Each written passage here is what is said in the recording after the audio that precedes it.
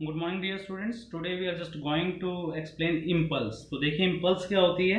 हमने लिखा है the force which act on the bodies for short interval of time is called impulsive force. Right, क्या कह रहे हैं कि अगर किसी बॉडी पे फोर्स लग रही है और बहुत कम टाइम के लिए लग रही है, बहुत कम टाइम के लिए, तो उसको हम क्या बोल देंगे बेटा? इम्पल्सिव फोर्स बोल देंगे।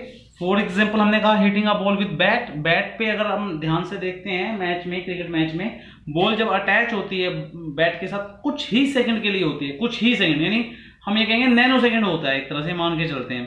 ठीक है, ऐसे driving the nail into wooden block with a hammer. Hammer जो है वो कील के साथ जब हम ऊपर से उठा के एकदम से टच करते हैं तो कुछ ही सेकंड के लिए फोर्स लगती है और कील हमारी धंस जाती है लकड़ी के अंदर। इट मींस दोनों ही चीजों से हमें क्या समझ में आ रहा है कि शॉर्ट इंटरवल ऑफ टाइम में फोर्स की मूवमेंट या फोर्स की मेजरमेंट ऑन दी बॉडी वो क्या होती है? इंपल्स होती है। ठीक है, अब हमने इसको क्या लिखा मैथमेटिकली, क्या होता है? It is defined as the product of force and time for which the force act on the body.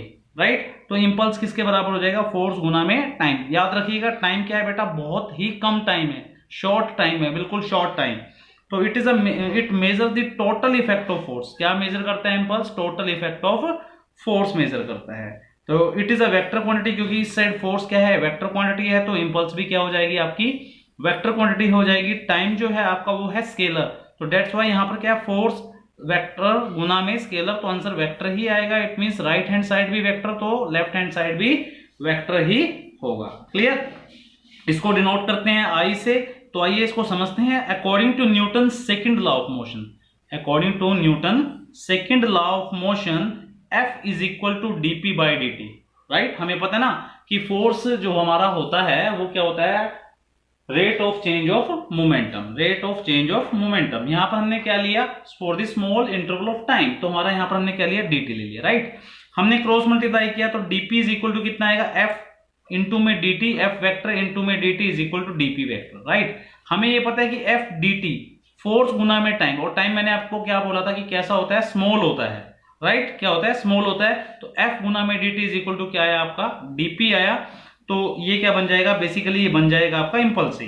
तो suppose force act on the act in the time interval t1 to t2। हमने मान लिया कि जो force लगता है, मान लीजिए आपने टाइम नोट किया कि इस टाइम पे फोर्स लग रहा है और कितने टाइम तक के लिए लगा है, उसको हमने क्या मान लिया? t2 मान लिया। तो हमें क्या निकालना है? इंपल्स निकालना है। तो हम इसको इंटीग्रेट कर देंगे, इंटीग्रेट करेंगे, इस साइड में इंटीग्रेशन आ जाएगा, इस साइड में इंटीग्रेशन आ जाएगा, और हमें ये पता है किसके बराबर आएगा? ये आई के बराबर आएगा। तो t1 से t2 तक हमने क्या कर दिया? उसको इंटीग्रेट कर दिया। राइट, क्या कर दिया बेटा? इंटीग्रेट कर दिया। तो f dot D T that is equal to, फिर हमने क्या किया? इस पे भी हमने लगा दिया p1 से p2, क्योंकि हमारा मोमेंटम क्या है? स्टार्टिंग मोमेंटम कुछ ना कुछ होगा जो हमारा p1 है, या pi भी लिख सकते हैं, कुछ बुक्स में pi लिखा है, और pf तक चलेगा या p2 तक चलेगा। तो i vector is equal to f गुना में क्या आ जाएगा? f डॉट dt है बेटा आपका। यहां से हमारे पास इसको खोलेंगे तो एक ही डायरेक्शन में हमारा फोर्स लग रहा है, तो cos 0 इज इक्वल टू 1 होता है। तो हमारे पास यहाँ पर dt का कितना आएगा? t आ जाएगा, और f कांस्टेंट है। क्लियर? f क्या है आपका? कांस्टेंट है। ये भी ध्यान रखना है, f हमारा चेंजिंग फोर्स नहीं है यहाँ पर, तो f गुना में t आ जाएगा। ठीक है, अब ये चीज आ गई, तो f t2 minus t1, integration आप सभी को आती है, अप्लाई करना आता है। लोअर लिमिट हायर लिमिट आप सभी को पता है, higher limit minus lower limit लेना है। इसी प्रकार से p2 माइनस p1। तो यहां से हमारे पास इंपल्स कितना आ जाएगा? f गुना में dt आ जाएगा, f गुना में dt, short interval of time, and that is equal to delta p। तो I2 बेसिकली क्या आया? देखा जाए तो I2, अभी हमने कहा था कि फोर्स गुना में टाइम के बराबर आता है, लेकिन यहां पर अगर हम देखते हैं तो ये फॉर्मूला हमारा किसके बराबर है? Change in momentum. तो आपको याद रखना है कि जो इंपल्स आपकी होती है वो किसके बराबर होती है? चेंज इन मोमेंटम के इक्वलेंट भी होती है, और फोर्स गुना में स्मॉल इंटरवल ऑफ टाइम या स्मॉल टाइम भी हम बोल सकते हैं। तो इसको हम क्या बोलते हैं? Impulse momentum theorem. Impulse momentum theorem, क्योंकि इसमें इंपल्स भी है और इसमें मोमेंटम भी है, और शॉर्ट वे में कहें impulse he change in momentum होती है, इंपल्स ही फोर्स गुना में टाइम होती है। यानी किसी भी फोर्स का क्या इफेक्ट पड़ेगा स्मॉल टाइम में, क्या वहां पर बॉडी रुक जाएगी, क्या बॉडी टर्न करेगी, ये सब डिपेंड करता है इंपल्स के ऊपर। राइट, तो इसका एसआई सिस्टम में अगर हम यूनिट की बात करें इंपल्स की, तो फोर्स गुना में टाइम होता है। फोर्स की यूनिट कितनी होती है? न्यूटन होती है। और इसकी टाइम कितना हो जाएगा सेकंड, तो न्यूटन सेकंड हो जाएगा, राइट। डायमेंशन फार्मूला क्या हो जाएगा, फोर्स का होता है mlt-2 इंटू में टाइम है बेटा, तो टाइम की पावर यहाँ -2 और यहाँ पर कितनी है 1, तो -2 + 1, क्योंकि पावर ऐड हो जाएंगे अगर बेस सेम हो, तो -2 + 1 कितना आएगा, -1 आएगा, ठीक है। तो mlt-1 आ जाएगा।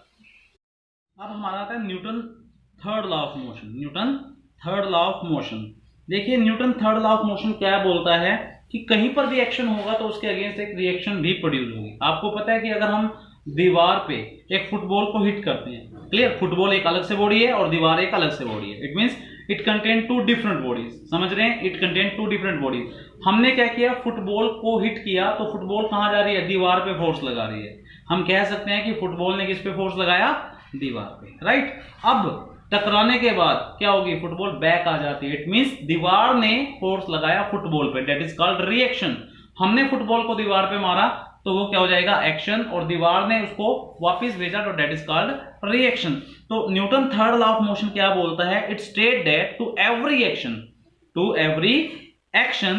There is an equal and opposite reaction, there is an equal and opposite reaction, right. क्या कहेंगे, it state that to every action there is an equal and opposite reaction.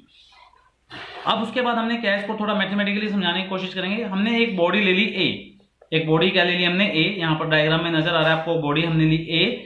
अब ए का जो वेट होगा वो कहां पर आएगा, vertically downward, that is mg, किसके बराबर आएगा, that is equal to mg। यहां तक क्लियर हो गया।